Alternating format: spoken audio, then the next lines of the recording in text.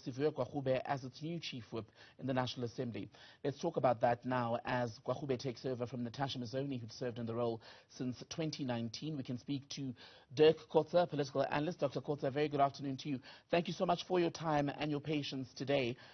Natasha Mazzoni, according to some reports, I think it was the Sunday Times that had reported that there were internal moves in the DA for her to be demoted, in essence, people saying that she lacks strategic leadership at times. Is her departure from the role of chief whip the best thing for the DA in Parliament? Well, I think the chief whip's position is a very key position. It's a very strategic position, especially in Parliament, but also overall for the DA. So the fact that she has moved sideways or downwards is very significant.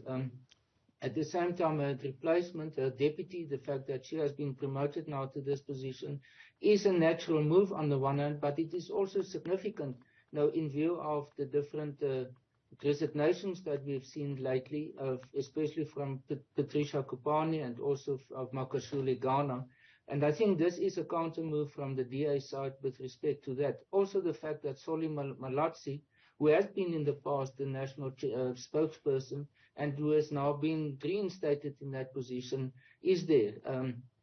So he becomes will be in many cases the face of the DA. And I think he has been in the past quite successful as a spokesperson, and that is therefore the combination of these two for me are the real strategic moves by the DA. So I'd like to read you, Mr. Kotze, what had been said by John Steenhuisen, leader of the DA, at the time of Mazzoni's appointment. This was in 2019. He said this: I look forward to working alongside Natasha as we strive to build a stronger opposition that will vigorously hold the executive accountable while offering real policy and legislative alternatives to get South Africa working again.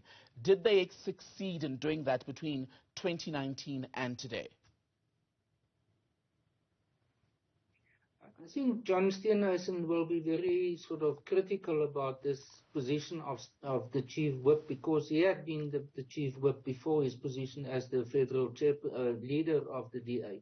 So he looks at it from a very personal point of view, and he made quite a success of it in Parliament.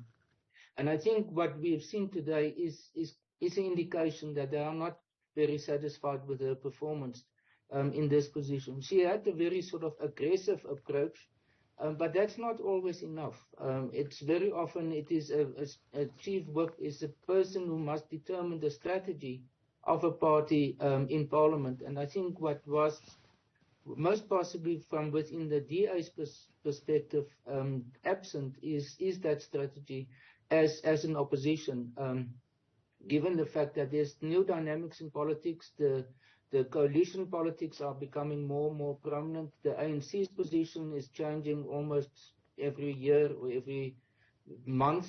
And the DA, I think, hasn't really adapted to that situation, or some would say exploited this situation. And together with parliamentary leadership, the chief whip is clearly a key position in order to use Parliament specifically as a forum to present them to the broader South African society.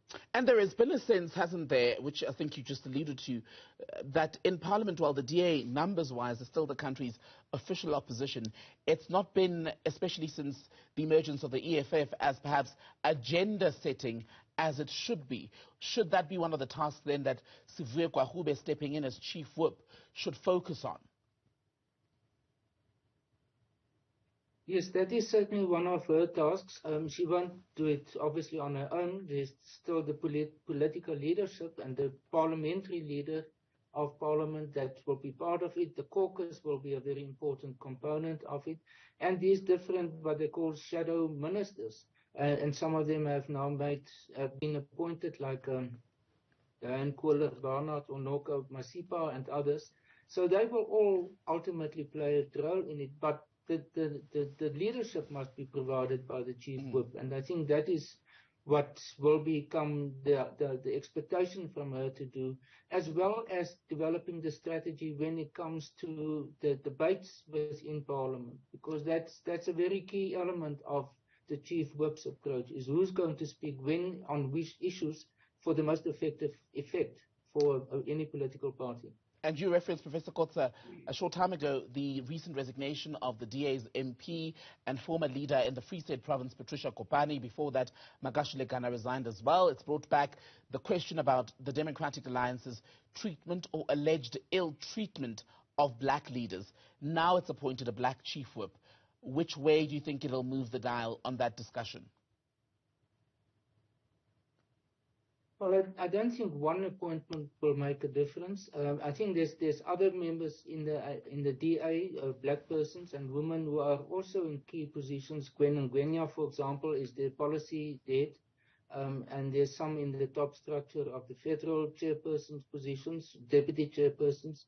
So there are positions, but I think the main issue ultimately, as you suggest, is about the public perception. This might be one element of that public perception, but it's not going to shift it on its own.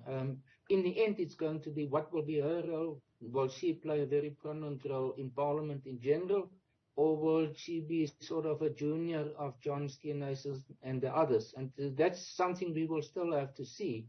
And on the basis of that, I think that will determine what will be the public perception. But simply the appointment is not on its own enough. Professor Dirk Kotze, a pleasure to speak to you. Thank you, sir.